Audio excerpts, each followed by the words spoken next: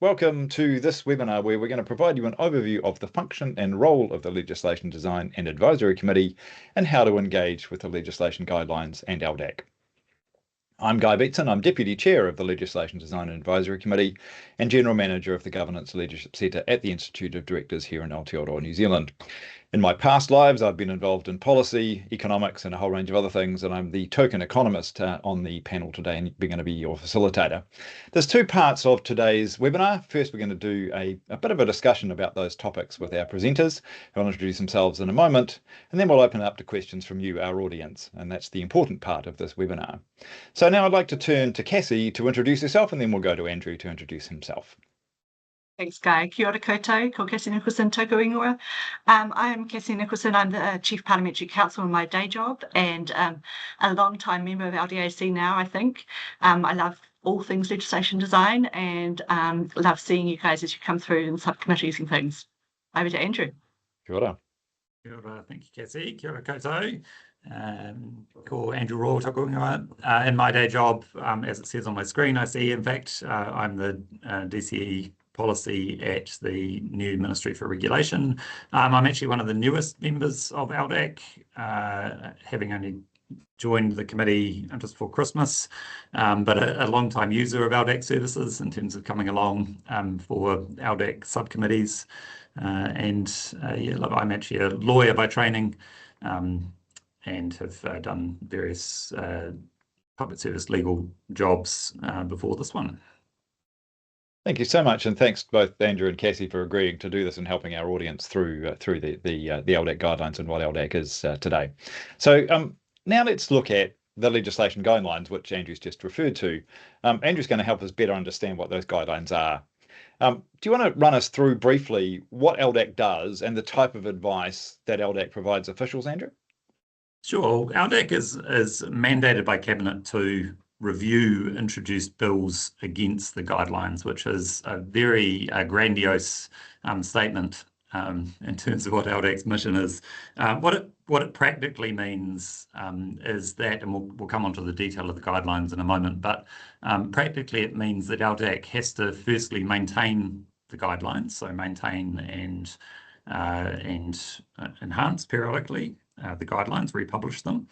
And then fundamentally does kind of two things in relation to them practically. It enables, provides a service essentially for departments to come and test the policy thinking that's happening, or rather the design that's going to follow the policy thinking against the guidelines, and have a bit of a chew session, receive advice from LDAC, and then LDAC can also, and does periodically also, submit to Select Committee in relation to bills that are going through. And then finally, the other thing that LDAC does in relation to the guidelines is to provide education out to the policy community, out to the government community about what good legislative design looks like.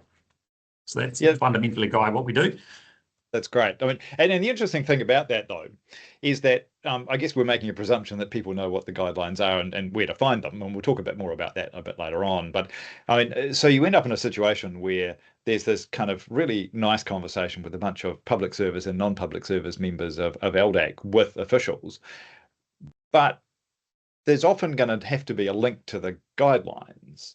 So can you talk a little bit more about what the guidelines are and why they're important and why the people on our webinar today should care about them? Yeah, you can Google LDAC guidelines. It's the easiest way to find them. Obviously, they're on LDAC's website, but if you remember one thing, it's to remember that if you Google LDAC guidelines, it will take you to them. The guidelines fundamentally are a guide to making good legislation. They are pretty crunchy. I mean, they are pretty comprehensive. We're going to get into some of the detail of that. But the committee has over the years built a significant body of guidance, advice, best practice, and good approaches to things that now come through the principles. So they're a really comprehensive guide to making good legislation. As I said earlier, they're endorsed by Cabinet. So Cabinet has clearly signalled out to government departments, out to other policy professionals, that if you want to do if you want to do good policy and want to relate through to good legislation, then the guidelines are where you start. Essentially, what it enables agencies to do is look at their policy and to think about how they're going to turn it into good legislation and be consistent with the fundamental legal and constitutional principles that you should be thinking about on the way through. As I said, they're kept up to date, maintained, reviewed, periodically updated by LDAC. The current version, I might have to refer to my notes on this, I think it's 2021, is that right? Looking at Cassie and Guy.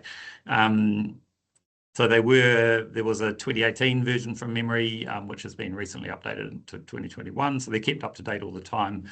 So they have a sort of dynamic approach. As things change, we adjust them.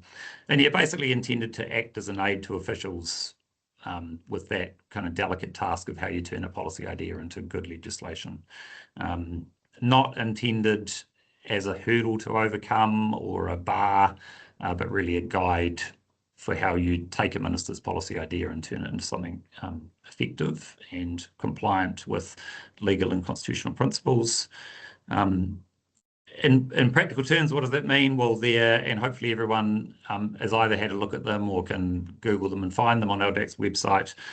29 chapters, over 150 specific guidelines, covering everything from sort of early design issues, constitutional issues, rights, international issues, compliance, enforcement, appeal, everything you could think about in the sense of trying to design a good legislative system, a good regulatory system, a good piece of legislation. You should be able to find something in the guidelines to assist you.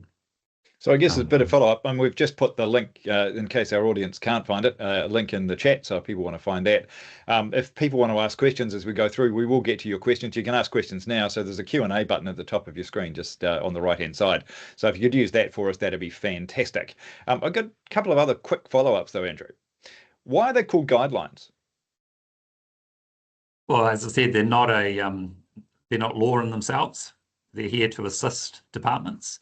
They're here to assist with the policy process, but they're not a straitjacket. And actually, when you turn up for LDAC, the experience that we hope you, and certainly my experience of engaging with LDAC and the experience that we hope you'll receive, is that you'll be able to take away LDAC's advice to inform your policy project. There is a obligation to advise ministers, so there is an expectation that ministers will be advised where there is a departure from the guidelines. So they are intended to have weight in the system, and that ministers have endorsed these as the way things should be done. And so therefore, as advice is prepared for ministers, there is an expectation that ministers will be advised, but they are a guide ultimately. Yeah, I think as a non-lawyer and as a policy person, it's kind of really easy to think that the law kind of is kind of hard and fast, and there's kind of the set of rules you can kind of follow in every context. And I think certainly my experience, and I'm sure both of you as lawyers will attest that, there's no absolute rule around this stuff, which is why they're called guidelines. But I guess the other thing you pointed to, Andrew, is that these are pretty comprehensive. Do you have any advice about how to navigate the guidelines in terms of, if you're preparing, and we'll come back to this a little bit, but if you're preparing for an engagement with an LDAC subcommittee, for example, and you're a policy person particularly, and you're looking for, how do you kind of think about these guidelines, where do they apply? Do you have any advice in terms of how to navigate the guidelines? Yeah, well, partly the guidelines themselves are designed, I think, are really accessible. So they do go through and sort of break out these topics for you in a really relatively easy way to follow. That's if you're sort of self-servicing by going to the guidelines. The other piece of advice, obviously, is to engage with the internal legal team. They're well across how you can. They should have a great deal of experience in terms of engaging with LDAC and engaging with the guidelines, and will help you to kind of frame up the issues as well, or engage with those people internally within your policy team who have been to LDAC previously, and will also be able to give you a bit of help there. But also, that's part of the job of LDAC is we do ask, and as I say, we're going to come onto this later on, but we do ask people to, think through these things before they come to LDAC. But equally, when you come along to LDAC, we will help in terms of framing some of those issues as well, in terms of helping you to work your way through the guidelines. Yeah, and I think the other thing about that is that on the website, it's pretty well structured. So the nature of the policy problem, therefore the legislative guidelines that go with it, should be relatively straightforward. So to bring all of that together, some key messages out of thinking about the guidelines in LDAC itself. So LDAC is mandated by Cabinet to review introduced bills against the guidelines, and the LDAC members are appointed by the Attorney General. Which is not something we've touched on, but probably worth mentioning, and we'll come back to it a little bit.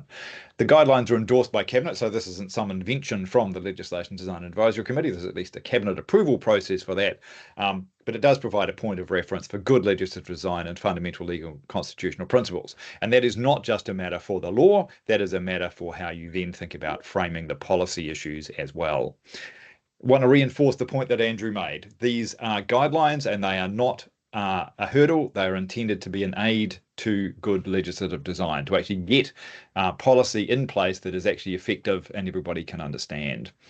And I think the last point is it's crucial for everyone involved in the legislative development to have a working knowledge of those guidelines, all the way from the policy stage of all of this through to legislative drafting. That makes the whole policy process and the legislative process and the legal drafting process much easier, which helps Cassie and some of her team to be able to help policy people and legal people draft legislation that actually works. So thanks for that, Andrew. Really useful. We'll come back to it. Just a further encouragement, if you have a question that's arisen from just the conversation Andrew and I have just had, please use the Q&A button at the top of the screen on the right-hand side, and we'll get to those once I've had a bit more of a conversation with both Cassie and Andrew. So we're going to turn to when and how to use the LDAC guidelines. So the policy to legislation process, in many cases, not always, is rather long. So when during this process, Cassie, should the guidelines be used? Thanks, Guy. Well, I guess as Andrew touched on, the guidelines really give you a framework for thinking through your policy to your law. So from my perspective, I think they're best used early in the policy process.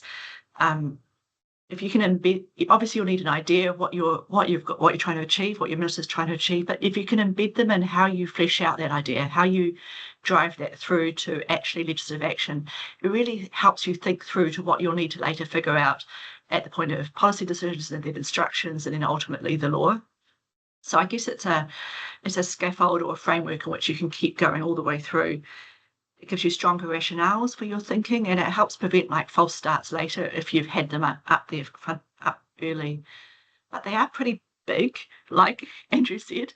So I guess one of the things that's helpful is we don't really expect you to have sat down and read them from the start to the finish for a particular policy project. It's helpful to realise that there are kind of those early chapters in the guidelines really cover off some of the critical things that are relevant for almost every policy project. You know, what's your policy objective? How are you thinking about it? How are you going to embed that in your design and things? And I do recommend that everyone reads Chapter 1 and also looks at the list of factors that LDAC has on our website to sort of really understand what are the kind of issues that can come up. And I suppose that what underpins that, Guy, is that they're relevant to every project in terms of good thinking, but then there's a series of issues that can kind of come up later, or sometimes early, but often come up later, where it's that trigger a need to kind of delve into particular subjects in the LDAC guidelines. So that's really helpful. I guess there's sorry, you go. I was going to say, what's interesting about this, I mean, I suspect some of our audience would say, in terms of what you've just said, that one, they're not lawyers in many cases. So you're saying early in the policy process. Secondly, how, you know, some people would argue that the law at this point, you know, is not actually applicable. You might end up with a situation with some of the policy issues, and you're starting to develop solutions where actually legislation isn't a desired policy solution. So how does that play out, do you think, in that early part of the policy process, given what you've said? Well, it's actually one of the points I think where the guidelines are useful. It prompts you to think, it's the same way as a RIS actually will prompt you to think, really, is legislation the right tool? Is it appropriate in this use? You know, what else? What are your other options?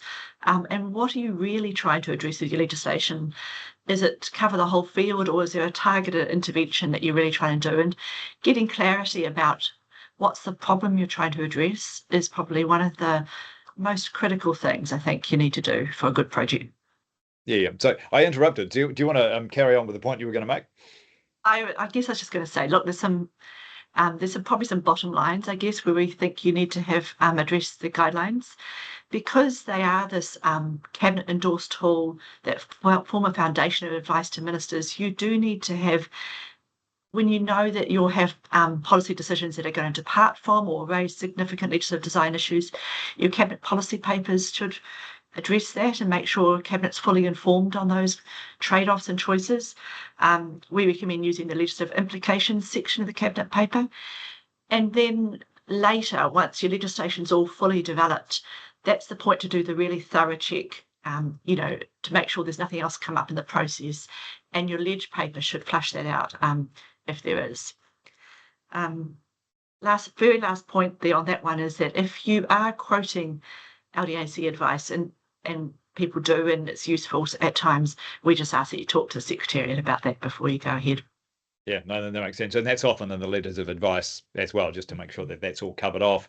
I mean, I asked Andrew this a little bit in a gentle kind of way, but let's kind of look at it in a more heavy duty kind of way. So, you mentioned before the legislation guidelines are quite large. So what's your advice to our audience today and others in terms of how we should actually use the guidelines? Well, I guess the checklist is a really useful tool. It's probably a way of giving you a handy one-stop shop where you've got all the principles there. The guidelines themselves have got the good questions and some text underneath them, but the checklist gives you all the principles in one place.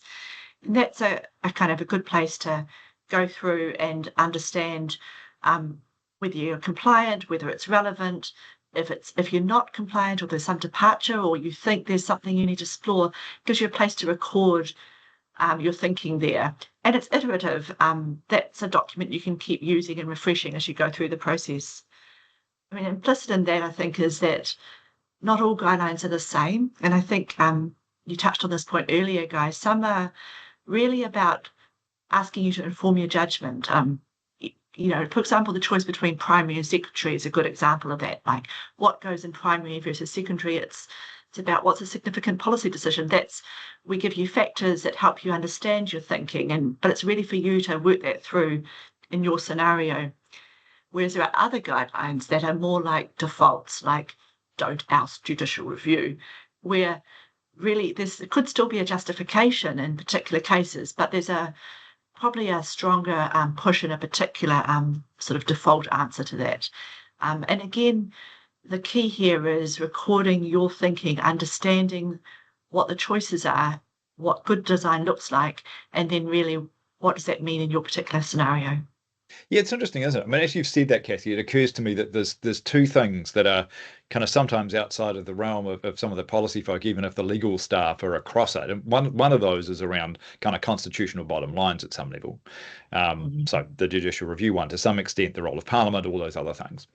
The other thing that's interesting, though, I kind of come as an economist, I'm thinking about frameworks and that sort of stuff. But there's an element sometimes of some of the things in the legislation guidelines actually being outside of your standard policy framework. I'm thinking about some of my previous work. I've thought, well, how the heck do I think about offences? Or some of the penalties and stuff like that. Now, there's quite good advice from the Ministry of Justice on some of that, of course, but the guidelines actually help to play through some of that as well. And I think that's another reason why certainly the policy people on our webinar today and others who watch this afterwards, that it's worth thinking about those frameworks. So now we've got a general understanding about how to use the guidelines, and reinforcing that checklist piece is pretty important in that situation. What are some of the common guidelines issues that you and other members of the Legislation Design Advisory Committee have seen in practice? Yeah, I think, perhaps if we could start with sort of, I guess, Chapter 2 is pretty fundamental, with its focus on whether the policy objectives clearly defined, and do your provisions and your elements of your policy really clearly relate back to that policy objective. I mean, it sounds like motherhood and apple pie, but it's probably one of the things we see most often for LDAC is that people have a big idea of broadly what they're trying to do, but they haven't really thought through at a more defined level, what does this piece of legislation really need to achieve and why? And that can play out in like multiple ways. one example, I guess, is that actually talking about your question of offences and designing liability regimes, there's a tendency at times to think, oh, we need offences and penalties and infringement offences. We'll copy and paste or pick and mix from what the next legislative regime or the most familiar one is that people have got. But in reality, that doesn't end up with a very proportionate or appropriate response, and that's likely to end you up with trouble with MOJ later. So really understanding your policy objective, are you about your liability regime as well as about your big picture policy objective, really matters. It helps you figure out, are you worried about morally blameworthy stuff, or is this about ensuring compliance of a high volume of reasonably technical things? And usually it's a mixture, like what are the ones that you really want to focus on and as offences, and what actually should be high volume of infringement offences, for example. It really helps you define what's proportionate and appropriate if you can get that rationale really clear for you. It's interesting though too, right? We should have emphasised right at the beginning that the Legislation Design Advisory Committee is not providing advice on policy. No. But what you've just been outlining is a case of saying how the policy is designed and the way that's thought through, and the link to the policy itself is the fundamental underpinning of good legislative design. So, and that's a rather interesting subtlety, isn't it, Cassie? Oh, look, it is. And I think, that might be a nice segue into my second example, Guy, because the other issue that Chapter 2 touches on is really whether that legislation should be made only when it's necessary and appropriate. And, that's possibly the most kind of core rule, if you like, that comes up in this context. And one example where we didn't actually get engaged beforehand with this one, but we did a submission on it, was the Plain Language Bill. And I think it's a kind of interesting example to talk through and sort of see some of what that principle means in practice. The Plain Language Bill was trying to promote plain language to enhance accessibility of public services, right, to the public. And it's hard to disagree with that aim, and LDAC obviously completely supported that aim. And we could also see some good arguments for legislating potentially. But as an example of kind of how, what's the right choice that you make in that situation, we're very aware that creating unnecessary legislation has quite significant costs. And I guess the first thing is that people sometimes think that putting it in black and white in legislation does the thing, but legislation isn't magic.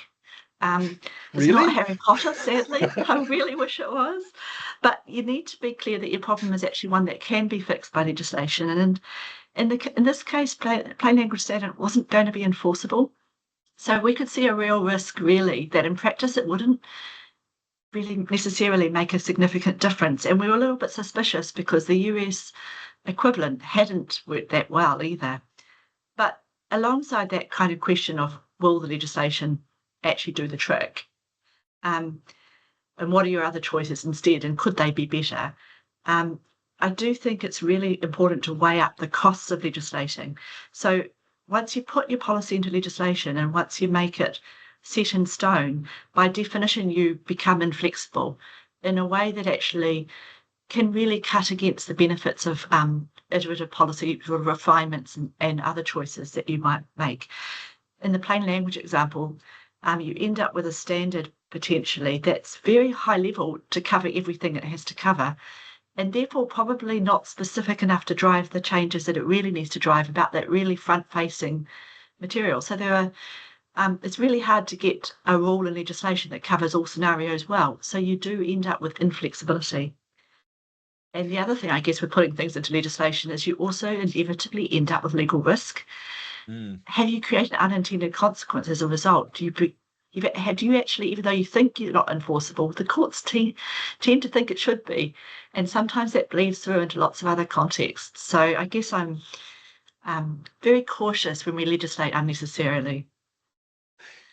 Can you talk a bit more, Cassie, about situations that various LDAC subcommittees have faced where departments come to those LDAC subcommittees and they say, well, the minister's made a decision that they want legislation, What happens in those, just give us a bit of a flavour for the audience in terms of what happens in LDAC subcommittees in those circumstances, and what sort of advice subcommittees might provide back to departments. Well, we're very sympathetic and understanding of how that advice process, how that can work with ministers, I guess, is a starting point. And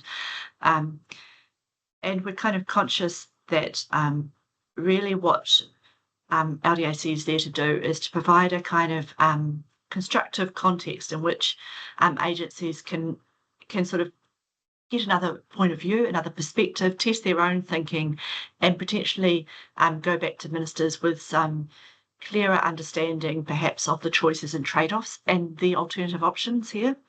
I think obviously convincing ministers that legislation is not necessary isn't easy. It can be quite tricky to do, particularly if it's a big thing. And if you're going to do that, it's best done very early, before the idea's been announced, obviously, and taken hold too hard. But I guess I'd also say that this is not one which is just a all or nothing. Quite often what we'll see is legislating for principles when perhaps operative provisions might be better, or those kinds of choices. And so what LDAC can do is perhaps help you with devising what are some more fit for purpose solutions in that context. Yeah, no, you're reminded of something I dealt with, or at least one of my teams dealt with earlier in my public service career, where a minister said they wanted a particular kind of instrument put in place. And to be fair to my teams, they looked at the policy framework we had in the time, now reflected actually in some of the work that the policy project's done. And they, bless them, basically reverse engineered. They went and said, okay, what is the minister trying to achieve? He potentially wants this instrument. What are some other alternatives that are non-legislative? And presented those back to the minister. And of course, in that instance, the minister didn't change their mind, of course, but at least there was an attempt made. And in terms of going before or having a conversation with our LDAC subcommittee, there would at least have been an opportunity to have that conversation, which I think is quite useful. So just to pull all those threads together, really reinforce the point Cassie's made in terms of clearly defining and aligning whatever you're doing with the purpose of your bill. So the policy objectives aligning with that purpose needs to be pretty clear. In general, don't apply penalties, regimes and offences to the same conduct. That's kind of pretty important. You'll find that in the guidelines. And more particularly, when you're using exemplars of good practice, which may exist in other legislation, make sure you adapt them to the context you're operating in. And lastly, but not leastly, given the conversation we've just been having, always assess whether legislation is necessary and justify that choice. Don't just rely on something that might look like the same as your policy or the bill or the situation. Just reinforcing that context matters, and you do have license from that policy perspective to provide further advice to ministers in terms of achieving those objectives. Now we're going to move on to the last piece of this before we get to your questions. So if you've got questions, use the Q&A button at the top of your screen on the right-hand side. We'd really appreciate that to help you understand more of what we've talked about this morning. So let's talk about how you get the most from your meeting with LDAC. And Andrew's had quite a lot of experience with that, and now he's been on both sides of it, so that's kind of interesting. So in general terms, Andrew, how does an engagement with the Legislation Design and Advisory Committee begin? Yeah, just to reinforce, as I say, at this point, most of my engagement has been as a user of LDAC services, and I want to reinforce Cassie's point that people really, particularly if it's your first time coming to LDAC, I just want to provide some assurance that you're not turning up to be grilled or cross-examined, particularly on the policy. I mean, LDAC is one of the most sympathetic spaces for people who are presented with challenging policy choices. Because we understand the context in which you're working and are there to try and help you get to the best design. And, we'll give you robust advice, which sometimes helpfully can be fed back into the system as well, about the choices that follow from that. So I just wanted to emphasize that point again. But probably a quick sort of step back point on process guide to answer that question. So as most people on the call will know, there obviously is a ledge bid program that runs at the sort of end of each year, beginning of the following year, whilst ministers get themselves organised as to what they're thinking about developing over the course of a year. As part of that ledge bid process, agencies have to indicate whether they anticipate referring something to LDAC. That comes with an immediate caveat that if you say you're coming to LDAC and ultimately you don't need to because, for example, you decide that you don't need a particular legislative vehicle or it's going to be scoped way down, that's fine. Equally, if you get down the process and you haven't indicated that you need to talk to LDAC and you suddenly realise that it'll be valuable, that's also fine too. In both those cases, just kind of talk to the Secretariat. And we are very alive to the flexibility that needs to exist in the LEADS program. But at the beginning of the year, we get a sort of indication of who's thinking about coming to LDAC.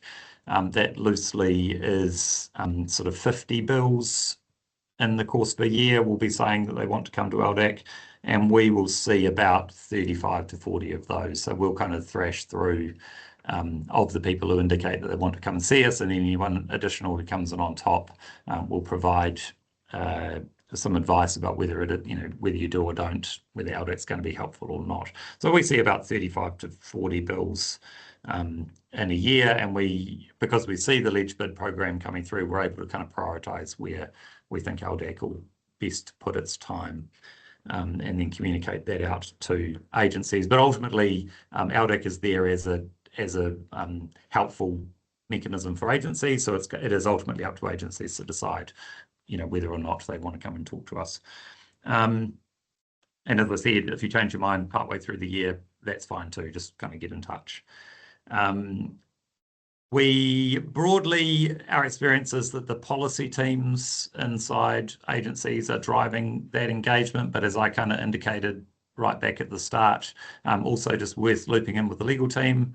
The lawyers often have a lot of experience with engaging with LDAC and will give you a bit of a steer on whether this is something, and coming to Cassie's point, LDAC is really useful in terms of helping you articulate how to achieve a particular outcome with policy, and we'll ask some quite pertinent questions around what's the outcome that the policy is driving you to in terms of a legislative vehicle. But LDAC's not a policy shop. I mean, LDAC's not there to say is this good policy or not. So the lawyers might help you sort of disentangle which parts of it are actually LDAC's going to be helpful with, and which parts of it are really about a conversation between you and the minister on the policy itself. Yeah, that's probably that's kind of the big high level guy. Yeah, that's great. I mean, it raises an issue though too. I mean, one of the things in my own experience is that once you're starting to engage on the legislation itself, many of those questions which either come from drafters, in some cases from the Legislation Design Advisory Committee, is exactly how is this going to work? So it's partly you've got the policy idea in the way that Cassie was talking about before, but you then get down to the brass tacks in terms of who's going to do it? How's it going to work? Who's going to implement it? And I guess that raises an issue in terms of this, and not so much for LDAC necessarily, but certainly advice for policy teams in terms of involving the people who are going to have to implement some of this. Yeah. And so there's kind of a bit of a more networked effect, as a presentation actually by Peter Mercy yesterday, to the policy community outlined. Yeah, definitely. Shout out for operational policy teams and absolutely. For operational teams. Yeah. So I guess the question then becomes one of, we've got over that hurdle and the trepidation of coming to the Legislation Design Advisory Committee. When a department decides to meet with LDAC in one of the subcommittees, and what's your advice basically for policy and legal teams doing that to make the most of that engagement? First, and just being really one word, early. LDAC loves it when you come early. The Secretariat and the committee members will give you a steer if we think it's not quite there in terms of the policy development being far enough for us to be helpful. But it's much better for us to be kind of in the tent helping to make that call with you. So the earlier the better on engagement with the LDAC. And just practically, because we are a group of people inside the system and outside the system. I don't think we've mentioned that, and that's probably the topic for a different webinar. But LDAC is comprised of people like Cassie and me. We obviously have other day jobs. We have external barristers, people like Guy as well, who come in from kind of outside the system. And so there's a practical point about us pulling a subcommittee together. So when you want to talk to us, it takes us kind of approximately a fortnight to set up a meeting with a committee. We then need to, we need to read the material, have an engagement with you, and then it might take us a couple of weeks or 3 or 4 weeks to sort of finalise the advice and get back to you. So if you think about that cycle in your policy development process, the earlier you get to us, then the earlier we can be helpful in feeding in. And the second point, I'm just repeating what Cassie said previously, but I think it's worth repeating. The other benefit of coming to us early is that there's possibly more ability to impact ministerial decision making the earlier that we can get in there, and particularly when it's quite tough conversations about, do we actually need a piece of legislation in this space, or where you're trying to give advice to a minister that might not be the proposals in the minister's head. I think all of our experiences, the earlier you can do that before ministers have locked into particular design features, the better. So just reinforcing the benefit of coming early. And then the second point is, and again, just being realistic, you don't need to have thought everything through. And as Cassie said, there's the helpful checklist, and there's the first couple of chapters that really help you to frame stuff. But the more that you can articulate where you think those issues might arise with the guidelines, and kind of frame for us the particular questions that you have, the more valuable the engagement will be with LDAC. Yeah, and I guess it's worth reinforcing, certainly from my perspective, the subcommittees I've been on recently, I've been really impressed by the ability of departments to actually understand the messages you've just talked about, Andrew, and actually then translate that into some stuff where the real difficult legislative design issues have been to the forefront. So to summarise that, the guidelines are critical to the policy to legislation process in the way that Andrew and Cassie have both talked about. Robust law requires an understanding and applying of the guidelines. And bear in mind, they're guidelines, they're not rules, but they'll certainly steer you in the right direction.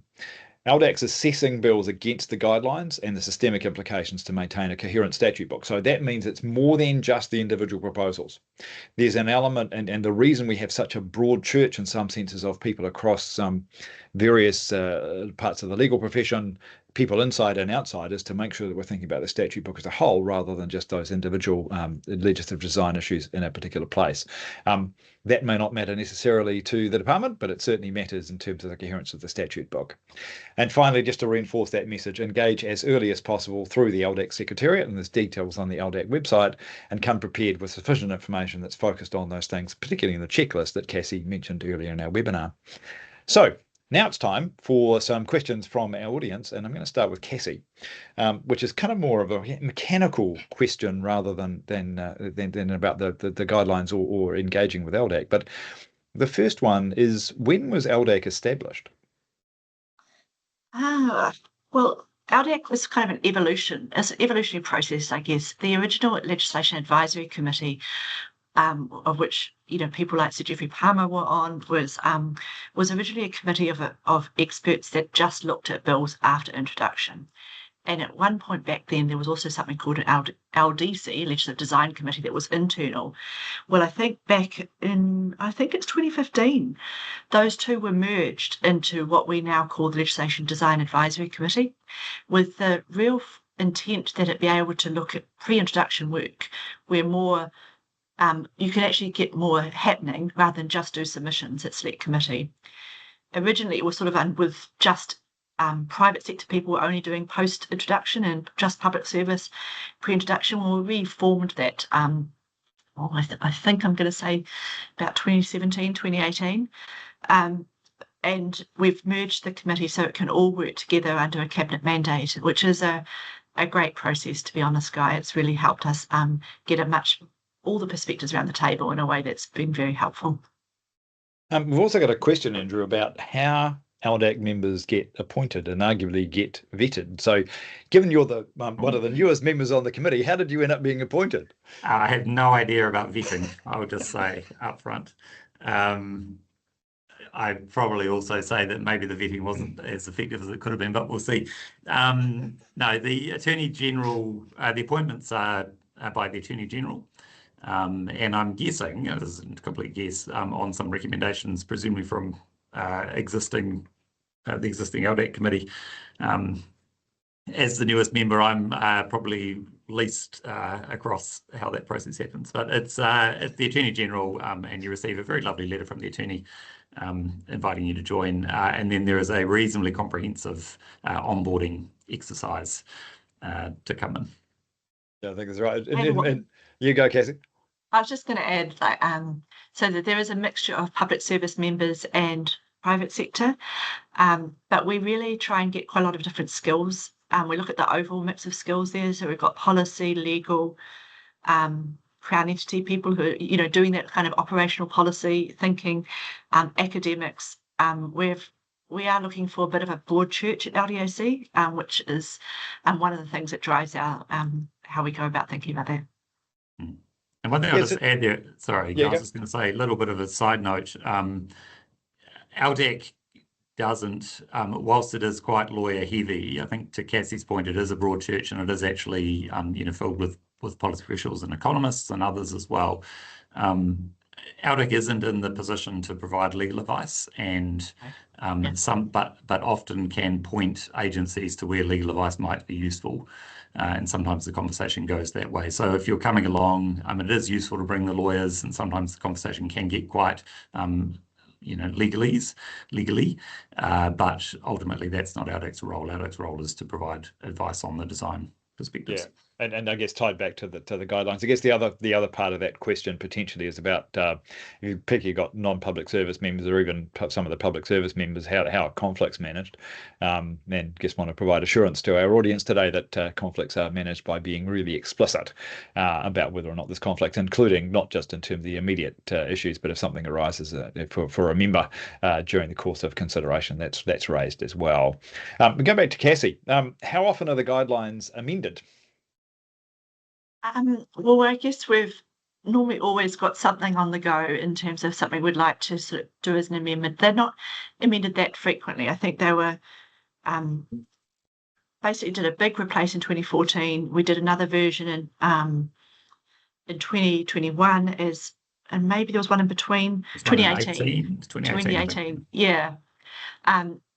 I think the other point though, Guy, is that what we do more frequently is supplementary material, which you can find on our website, and that covers up issues where we're starting to get a kind of common theme in our advice coming through, and we're seeing a pattern in the issues, and we try and pull that together into a piece of supplementary advice. So we've got something there about the use of purpose and principle clauses, and about ousting judicial review, about bespoke legislation. So the kinds of issues that we're seeing frequently, we try and turn that into supplementary advice with a view that when there's an opportunity, we'll roll it up potentially into the guidelines itself. That's great, and that helps a lot. If we can do to Andrew, there's a really interesting question about the guidelines on one side, and then there's a whole bunch of other things which require kind of regulatory disclosures and regulatory impact statements and all of that. Can you give a bit of a sense, certainly in the current situation, let's not project forward too much, how do the overlaps between all of those things work? And in some senses, how do they fit together? Yeah, they are supposed to fit together. That is the point. And there are people in the system, specifically people in my team, as well as at PCO, who do periodically, continue thinking about how the system is supposed to all operate together and make sure that it is consistent. But to take a couple of examples there, coming back to our point that the LDAC guidelines are fundamentally guidelines, right? They're not a set of rules, and they are designed to ensure that agencies are thinking about best practice policy, so to the parts that really extend to the policy process, and ensuring that you have thought through your problem definition and that you're undertaking proper analysis of options, that sort of thing. They are entirely consistent with other parts of the system, like the RIA system, or various disclosure statements that come at the back end. So it is specifically supposed to all hang together, so that you have one coherent policy process. That's at least the plan. But I think the key point is that if you are receiving LDAC advice, if you are writing your RIS, if you are getting into the back end of a process and thinking about your disclosure statements, for example, ultimately the information and the kind of thinking in that policy process really should be the same as it kind of tracks through those various bits of the system. So it should ultimately be efficient. And as I say, the earlier you can engage with LDAC, the earlier you can grapple with some of these issues, then hopefully the earlier it will inform your policy process, and therefore it will ultimately make writing your RIS, for example, or those other bits of the process simpler later on. It's interesting. I'm going to turn to Cassie because we've got a question about almost about the influence that LDAC actually has. And it's slightly tricky in the sense that it's asking about recent examples where there's been change, arguably as a result of the conversations with LDAC. Taking all of the kind of confidentiality stuff into account, Cassie, is there a particular example or examples you can point to where there's been advice from an LDAC subcommittee that's then translated into change in legislative design? And maybe I can pick off a couple of slightly anonymised or general examples and then give you a slightly more specific one. I mean, I think quite often one of our most frequently recurring issues is the balance between primary and secondary legislation. That's the kind of issue where we can really help officials with test their thinking, and we know that results in a slightly different balance, or we've seen that play out in terms of what then gets instructed on introduced. Other examples in a similar bent has been when people have had really big projects and we've suggested, well, why don't you could you move forward with this bit, establish the regulator first and then follow the regime and think about how that whole thing is going to work as a process. I mean, those are a couple of reasonably recent ones. Another slightly longer ago one, which but I know it's sort of safe for me to speak about, is the Tax Administration Act, where they did create a remedial power to effectively use Henry Act powers to fix tax legislation. In that case, it was an example where we really worked quite closely with officials to help redesign the power to make it more appropriate, clearer limits, but also more defined sort of scope for the power and more effective, we thought, as a consequence. I think maybe the other thing I'd say is that at times, perhaps more frequently than you think, people will come to us on quite constitutional issues where they've got a position, but they're really seeking a voice with some weight in the system. And we don't want to be the only ones speaking on those issues, but we are happy for officials to work with us and sort of, help us lend weight to their views in that situation. So sometimes we'll influence that, and sometimes not. I guess is the honest answer. That's right. I mean, I guess the one contemporary example, which is kind of relevant this week, is the Justice Select Committee's report on the Treaty Principles Bill, where LDAC is quoted twice, and mostly in relation to consultation and engagement on something that had pretty constitutional weight. So if you want a really public example of where LDAC's had influence, go have a look at that. I got a question, Andrew, and I'll come back to Cassie too, because this is kind of concerning the kind of institutional arrangements sitting around the Legislation Design Advisory Committee. So what's the role and what's the interface between LDAC on one side and the Ministry of Regulation on the other, Andrew? Yeah, we're still figuring that out as well, just the Ministry of Regulation being still relatively new kid on the block. But I think the key point is that we have been working pretty closely together. I mean, obviously, the fact that I am a bit of a crossover there is helpful, incidental but helpful. I mean, we are playing different roles in the system. I think that's an important thing to remember. And the ministries, but they should be complementary, is probably where I'm getting to. Again, we're not at all in the business of, when I say we there, I mean the ministry is not at all in the business of getting into the space that LDAC occupies. But fundamentally, hopefully, will be leaning on the same, helping with the same stuff. I mean, the ministry is also quite keen on people coming to talk if what you need is help on what good regulatory design looks like, for example, then we can also be a weight in the system. I think we are still trying to figure out exactly how that might play out in terms of when people might usefully, come to us early versus talking to LDAC. There's still a world where both those things happen. Yeah, I mean, Yeah, I guess sorry. the key message here is that the roles are complementary. They're working on the same playbook in some senses in terms of what good regulatory and legislative design involves. I guess the other thing about LDAC, of course, is it's mostly focusing on primary legislation, often thinking about how secondary legislation is being made, but not on the secondary legislation itself, that regulatory piece of it. I guess, to touch on right. We're different spaces. And the other piece is that the ministry is also interested in what good regulatory operation looks like, which is not necessarily something that, whilst that's an interesting issue for LDAC and something that, as Cassie was kind of pointing out before, and you were pointing out before, Guy, the sort of practical ramifications of implementing a piece of legislation and how that might play through into regulatory operations is something that LDAC will kind of point out on the way through and say, have you guys probably thought this through? Because obviously legislation needs to be put into effect in order to, it's not magic, as Cassie said. But the ministry also has a really strong interest in how agencies are actually going about doing their operations and kind of helping with what good regulatory operations looks like. So that's another sort of stream of business that LDAC won't necessarily be involved in. Yeah, and I guess the other thing about this, in terms of your answer to the question about how you got onto LDAC, one of the answers to that is this. It makes that connection for a good reason. I mean, we've got a similar question, Cassie, in terms of where the Parliamentary Council Office role fits in this. I guess that's another source of confusion potentially for our audience and others. How do you see that interface between LDAC and PCO and the various touch points there are between the two? I see it as really strengthening and streamlining, I guess, kind of how that whole process of taking a policy to law works, because obviously you'll be talking, if you're instructing us, you'll be probably talking to your team manager, your liaison manager, sort of really often quite early. Sometimes you're testing complicated policy papers with them.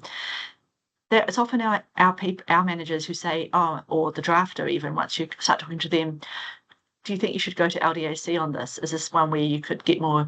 So often the drafter can give you advice on particular issues, but once it starts to get gnarlier, bigger, or you need kind of that that diversity of perspectives that comes from LDAC and perhaps that influence in the system that comes from LDAC, it can be really helpful to come to us. So I think they're complementary. We try and use it that way, but LDAC and PCO are quite distinct as well, so we're not a double up. Yeah, and I guess the other thing about that is the LDAC benefits from the Secretariat being based in PCO as well, so that's kind of helpful. Hey Andrew, there's a pretty quick question here, and we've talked about early engagement. In fact, both of you have talked about that, and I think I've mentioned it too. When we talk about early, what do we mean? Yeah, well, this, like going back to your previous question about the ministry and LDAC as well. So the ministry, many people on the call will know that there is a new circular which is encouraging agencies to come talk to the ministry quite early on new regulatory proposals. And what we're talking about there is, this is probably quick advertorial, but I'll come back to the LDAC piece in a second. What we're talking about there really is a little bit what we were talking about in the LDAC context, that the earlier we can engage, the more helpful we can potentially be, particularly with turning a conversation around with ministers if necessary, or providing alternative advice. As you say, ultimately it is up to ministers to make a call on what they want to do, but providing alternative advice on options early in the piece. So that is a request really for agencies to come and talk to us quite early in the piece when there really is very exploratory thinking about use of a regulatory regime. I think that's probably too early for the LDAC context. Really, for LDAC to be useful, and in my experience, you want to come along with something that's really starting to shape up a little bit more. And when you're getting to the point where you're past that point and you are saying, well, yes, we do now think we have a good justification for use of law in this space. And our policy is getting to the point where it's relatively settled in terms of what we're trying to achieve and the outcomes we're trying to achieve. And at that point, some of the legislative design issues start to arise about, well, exactly what does that look like? Some of those issues that Cassie was talking about, what are we going to put in secondary? What are we going to put in primary? Do we need a offence regime? If so, what type of regime is really going to achieve the policy? Infringement offences, criminal offences, etc., etc. So I think that by comparison with the ministry, we were really quite keen to talk to people very early on in the life of a regulatory idea. It's really where that policy is starting to become a little bit crisper. You have a reasonable sense that actually a legislative vehicle is the right one to be using. And at that point, engaging with LDAC to say, we think it's starting to go in these directions, we're starting to see these issues pop, or LDAC, are there other issues that you're seeing that we're not seeing? That's the point to engage. Yeah, no, that's great. And just one last very quick question, which I'm going to direct to Cassie. So we've talked at the early end of the spectrum. There are times when the LDAC makes a decision to make a submission on a bill. Do you want to talk a bit about the way in which that decision gets made? And can you just comment briefly also about members' bills and whether or not LDAC engages on those as well? So whenever bills are introduced, our Secretariat does a great job of just doing a quick skim and trying to alert to issues that they can see. And obviously it's impossible to be completely thorough in that process, so I wouldn't call it a vet, but it's it kind of gives is then a slightly crowdsourced approach, I guess, at the moment with the committee, where we effectively get an email out, we get to see what's coming through, the initial take from the Secretariat, and we use our own knowledge and understanding to say, yes, that's really something we should be submitting on or not.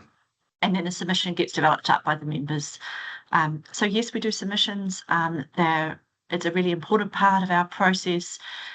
I guess as opposed to the kind of influence that you have pre-introduction while advice is being shaped, the benefit of a submission is there's really clarity to the public about an LDAC perspective, and sometimes that matters, and that's very useful. Members' bills, I think we do. I think we've engaged only in a submission context. I think we've almost certain we've done submissions on members' bills, but it's probably not as common as the public bills. The plain language bill was a members' bill, I think. I don't think so. Okay, no, maybe my memory's faulty in that score. Anyway, but I can certainly recall us having conversations about members' bills and whether or not we've submitted on them. We've certainly considered them. I think we're going to have to draw this to a close, unfortunately. Unfortunately, we also haven't got to all of the questions we've been asked. Hopefully, we've touched on most of them. Want to thank Andrew and Cassie sincerely for their efforts and contribution this morning. It's just been fabulous. And I hope for our audience, today's discussion has given you a clear overview of how engagement with LDAC works and its benefits, as well as some really good insights into the guidelines, and follow up Cassie's recommendation. If you read nothing else in the guidelines, read chapter 1, and if you can get to chapter 2, that'd be a bonus. And pull out the checklist. And the checklist. No, the checklist as well. We've got a short poll which should be appearing now. Please complete it to provide feedback and suggestions for future webinars. We encourage you to explore the LDAC Guidelines 2021 edition and the resources on the LDAC website. We look forward to seeing some of you at LDAC subcommittees, hopefully as a result of this, and other webinars we're going to be doing in the future. And on that note, our next webinar will be held on Friday, the 13th of June at 11 a.m. and we'll focus on what it's like to meet with LDAC from first contact. Sounds like something from an alien movie, doesn't it? With first contact with the Secretariat through to the letter of advice. You'll hear from LDAC members and departmental representatives who have been through this process. And we look forward to seeing you again next time. And just a quick reminder, fill in that poll for us. Ka kite anō. Ka kite.